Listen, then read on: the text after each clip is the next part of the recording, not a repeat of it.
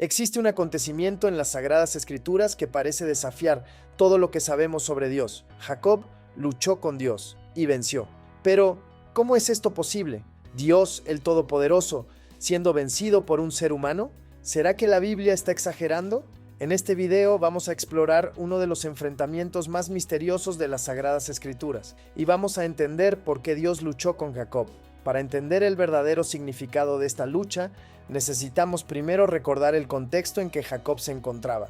El capítulo 32 de Génesis nos muestra a Jacob en un momento de tensión extrema. Después de años lejos de casa, está a punto de reencontrarse con su hermano gemelo Esaú, que ahora tiene un grupo de 400 hombres, el mismo hermano al que engañó, estafó y de quien huyó.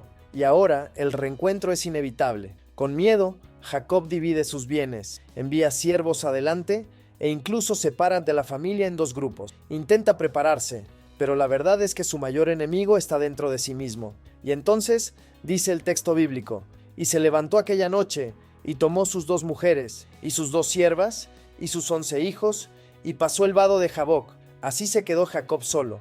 En ese momento aparece un hombre y comienzan a luchar con Jacob, de forma abrupta, sin palabras, sin explicaciones. La lucha dura toda la noche, un combate físico, real. Pero el texto es deliberadamente misterioso. La primera pregunta que viene a nuestra mente es, ¿quién era ese hombre misterioso que apareció de la nada para luchar con Jacob? Al principio, parece un desconocido cualquiera, tal vez un ladrón, un hombre del grupo de su hermano, o quizás un ángel enojado. Pero a medida que la pelea avanza, la ficha va cayendo. Esto no es un enemigo común, es alguien muy superior. Al final, después de sufrir físicamente y espiritualmente, Jacob declara algo impactante. Vi a Dios cara a cara y fue librada mi alma. Sí, Jacob estaba luchando con el mismo Dios. Esto es lo que llamamos una teofanía, una aparición divina visible, donde Dios se manifiesta de manera palpable a los seres humanos. Aquí no se trata de una visión o un sueño, sino de una aparición real y concreta. Pero espera un momento, ¿por qué Dios escogió aparecer como un luchador? Podía haberse manifestado en forma de ángel resplandeciente, de zarza ardiente, de voz tronante, como lo hizo en otros momentos. Pero aquí, él viene en modo UFC.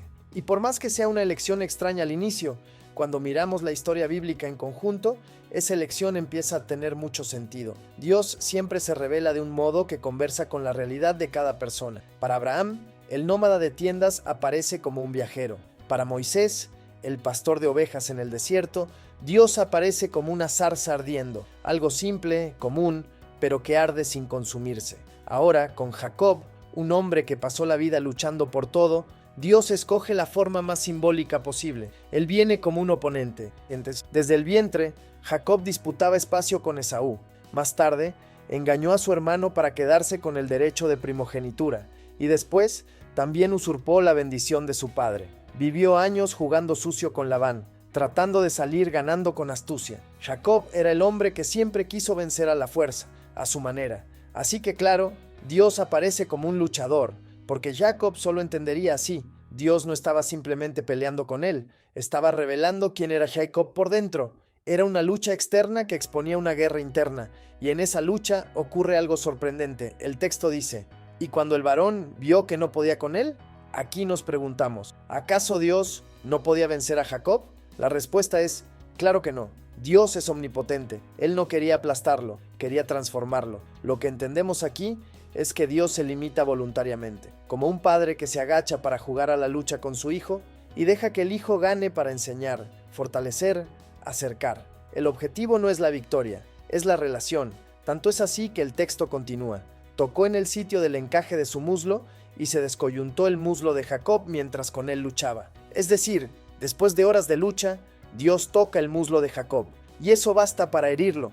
La lección es clara. Dios podía haber vencido en cualquier momento, pero ahora viene la pregunta incómoda. ¿Por qué Dios dejó cojo a Jacob? Podía simplemente haber terminado la pelea, dado una lección e irse.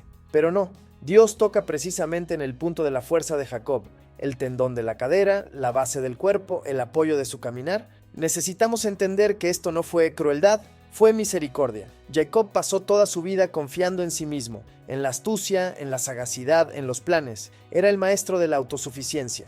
Pero ahora, cojeando, sin poder luchar, sin poder huir, todo lo que podía hacer era aferrarse a Dios. Dios hirió a Jacob para salvarlo. Fue un golpe de misericordia, una herida que libera, un toque divino que quiebra por fuera para sanar por dentro. Dios llevó la lucha hasta el final porque estaba comprometido en transformar a ese hombre. Y a veces, Dios solo vence nuestra resistencia, debilitando aquello que nos mantiene lejos de Él.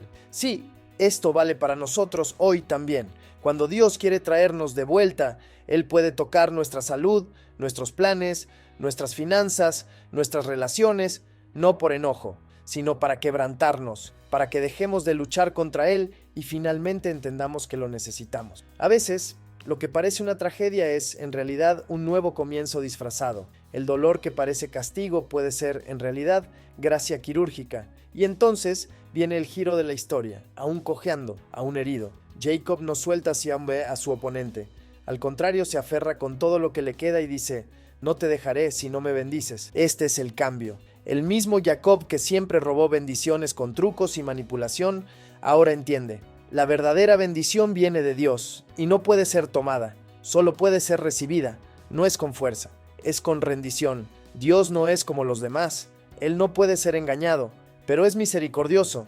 Y cuando Jacob deja la máscara y asume su debilidad, finalmente recibe aquello que siempre buscó, una nueva identidad. Y entonces viene la pregunta que lo cambia todo. ¿Cuál es tu nombre? Pero espera, Dios ya sabía su nombre, Dios sabe todas las cosas. Entonces, ¿por qué Dios pregunta el nombre de Jacob? Esa pregunta no era por información, era por confrontación. Jacob necesitaba decir en voz alta quién era, necesitaba enfrentar la verdad sobre sí mismo. En la cultura bíblica, el nombre no es solo una etiqueta, es identidad. Y el nombre Jacob carga un peso simbólico, engañador, suplantador, el que pasa por encima. Es como si Dios dijera: basta de fingir, ¿quién eres de verdad? Y por primera vez, Jacob deja de actuar, deja de manipular. No intenta encubrir nada, admite: soy Jacob, soy el engañador. Y esa confesión abre espacio para la redención. Entonces Dios dice: no se dirá más tu nombre Jacob, sino Israel, porque has luchado con Dios y con los hombres y has vencido. Ese es el punto de giro. El viejo Jacob, el tramposo profesional, muere allí mismo y nace Israel, un nuevo nombre, un nuevo destino, una nueva historia. El significado más aceptado de Israel es aquel que lucha con Dios. Pero incluso después de todo esto, todavía queda esa pregunta que resuena. ¿Qué significa prevalecer contra Dios? ¿Cómo alguien puede vencer al mismo Dios? Porque seamos honestos, esto parece absurdo. Dios es el Todopoderoso. Si Él quisiera, podría haber aplastado a Jacob con un soplo. Un solo toque ya fue suficiente para descoyuntarle la cadera. Imagina si Dios realmente quisiera luchar para ganar.